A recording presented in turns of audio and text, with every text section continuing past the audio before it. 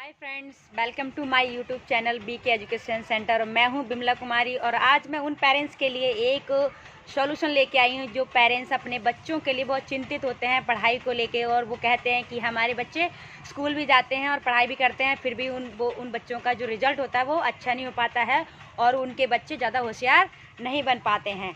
तो आज मैं उस टॉपिक पे बात करूँगी और इस टॉपिक को आप सुनेंगे। जब हम इस वीडियो को सुनेंगे तो ये वीडियो ज़रूर आपके लिए हेल्पफुल होगी और आपके बच्चे की एजुकेशन लेवल को आगे बढ़ा के लेके जाएगी।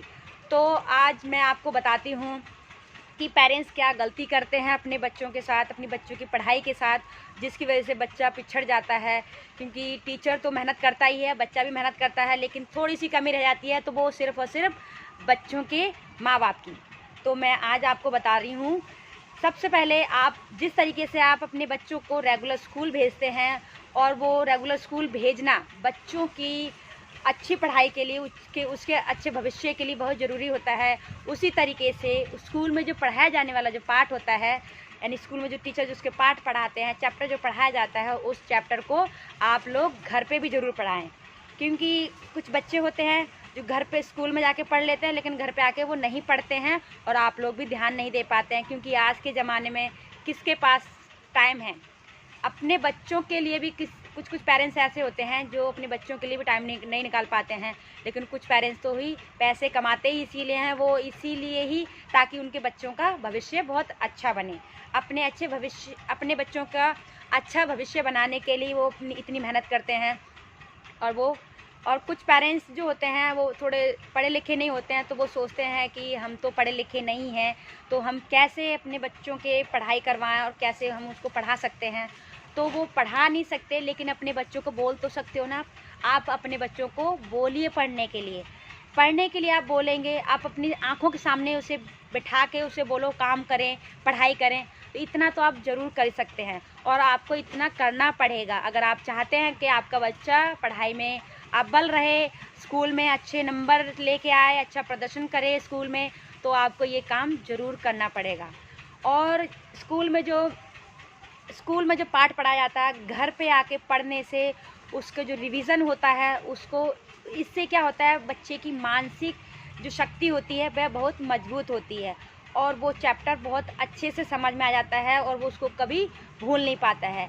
क्योंकि एक बार पढ़ने से हमें उस चैप्टर को हमें याद नहीं होता है, हमें वो 2 बार पढ़ना होता है। 2 बार भी समझ में नहीं आए तो 3 बार पढ़ना होता है, लेकिन हमें पढ़ते रहना चाहिए। एक बार में नहीं समझ में आया तो 2 बार पढ़ो। इसी तरीके से जो बच्चों के माँ बाप होते हैं, उनका टीचरों के साथ जो संबंध होता है वह बहुत मजबूत होना चाहिए और संतुलनकारी होना चाहिए। क्योंकि कुछ पेरेंट्स क्या करते हैं, वो स्कूल में जाते हैं, उनके बच्चे जब ढंग से पढ़ नहीं पाते हैं तो रिजल्ट गंदा आता है, तो वो टीचरों पर ब्लेम करते हैं कि स्कूल में ढंग से पढ़ाई नहीं होती है, इसी वजह से मेरा बच्चा जो है कमज़ोर रह गया। तो वो अपने अंदर थोड़ी सी कमियां देखें तो शायद ये जो गैप है, जो दूसरे बच्चों की तुलना में उनके बच्चों का जो अंतर आ जाता है एजुकेशन लेवल में, वो ये गैप मिट जाएगा। और रेगुलर पढ़ने से बच्चों के अंदर, बच्चों के जीवन में पढ़ाई के प्रति अनुशासन आता है, और पढ़ाई के प्रति अनुशासन आने से बच्चा रेगुलर पढ़ने लग जाता है। वो एक दिन अगर नहीं पढ़ेगा तो उसे लगेगा आज मैंने कुछ भी नहीं पढ़ाई की मैंने, और आज ऐसा लग रहा है जैसे कि मैंने कुछ काम ही नहीं किया है, या फिर पढ़ाई को मैंने अपनी किताबों को कितने दिन से मैंने खोल के नहीं देखा है, पढ़ाई पे मैंने ध्यान नहीं दिया है। तो उसको ऐसा प्रतीत होने लगेगा अगर जब उसका अपनी पढ़ाई के प्रति अनुशासन हो जाएगा तब। और ये अनुशासन उस बच्चे के उज्जवल भविष्य के लिए बहुत ज़रूरी है। दूसरी बात कि पेरेंट्स क्या करते हैं, उनके पास टाइम ना होने की वजह से, या फिर आज के टाइम पे जो है इतना तनाव रहता है कि जिसके कारण बच्चे अगर कोई क्वेश्चन पूछते हैं अपने माँ बाप से, तो वो माँ बाप जो हैं अपने बच्चों को उसका जवाब नहीं दे पाते हैं।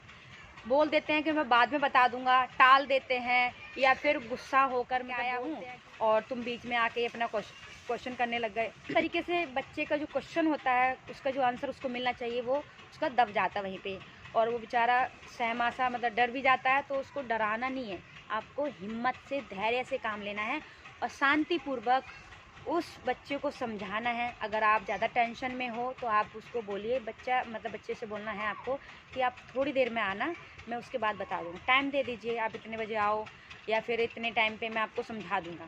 लेकिन आपको उस आंसर ये शांत नहीं करवाना है, क्योंकि बच्चा अगर क्वेश्चन करेगा तो बच्चे के अंदर जिज्ञासा बढ़ेगी और ज़्यादा क्वेश्चन करेगा। वो क्वेश्चन करने की जिज्ञासा जो है उसके मानसिक विकास को बढ़ावा देता है।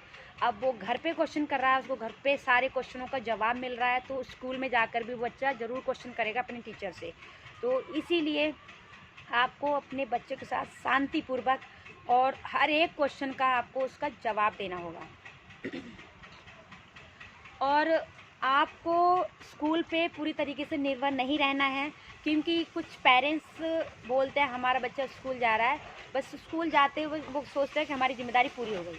नहीं, ऐसा नहीं है। आपकी ज़िम्मेदारी अभी पूरी नहीं हुई है। स्कूल जा रहा है, स्कूल से जो होमवर्क मिलता है, उसे जो काम मिलता है, पढ़ने के लिए जो बोला जाता है, आप उस बच्चे को घर पे आके काम करवाइए। घर पे उससे बोलिए पढ़ने के लिए क्या काम मिला है, जो काम मिला उस काम को पूरा कीजिए, जो पढ़ने के लिए बोला गया पढ़ाइए। और इससे आपका बच्चे का जो प्रदर्शन होगा स्कूल में बहुत अच्छा होगा।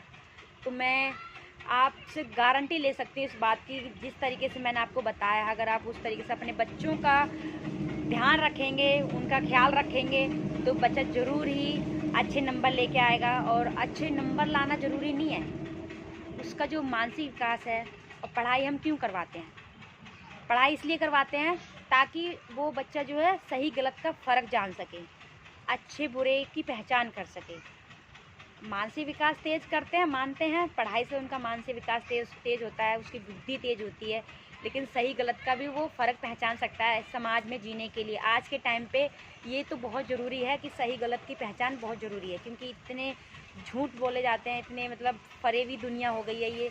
तो अनपढ़ों के लिए तो ऐसे लगता है कि पता नहीं क्या होगा उनके साथ, कुछ समझ नहीं आता है। तो इसीलिए आप लोगों को ये ध्यान रखना है, अपने बच्चों के साथ थोड़ा सा टाइम निकालिए। और थोड़ा, मैं ज़्यादा नहीं बोल रही हूँ, आधा घंटा निकाल लीजिए। आधे घंटे में आप उसको समझा दोगे तो यही बहुत है आपके बच्चे के लिए। आपके बच्चे के अच्छे फ्यूचर के लिए आपको ये सब करना पड़ेगा। तो बस लास्ट में मैं आपसे यही विनती करती हूँ कि प्लीज़ आप अपने बच्चों के लिए रेगुलर स्कूल भेजो, रेगुलर उसको पढ़ाओ और शांति से काम लो। और बच्चों जो भी क्वेश्चन पूछ रहा है बच्चा आपसे, उस क्वेश्चन का जवाब दो। और टीचरों से जाके बात करो, उनसे मिलो, जो टीचर उनसे पूछो कि तुम्हारे बच्चा जो है सही से पढ़ाई कर रहा है नहीं कर रहा है।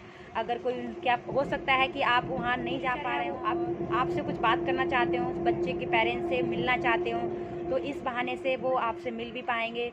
और बच्चे के अंदर जो कमियां होती हैं वो कमियां भी टीचर आपको बता पाएंगे। और आप भी अपने बच्चे के अंदर थोड़ा बहुत आपको लगता है कि ऐसा होना चाहिए, तो आप भी को बता सकते हो। और इस तरीके से बच्चे का जो मानसिक विकास है थोड़ा अच्छा होगा, सुधरेगा। और सुधरने में जो है माता पिता ही हेल्प कर सकते हैं। और वो कैसे कि बच्चे के बारे में टीचरों को जाके बताएं और उनके बारे में पूछें, तभी जाके बच्चे का अच्छे तरीके से प्रदर्शन होगा और अच्छा रिजल्ट लेके आएगा। Thank you.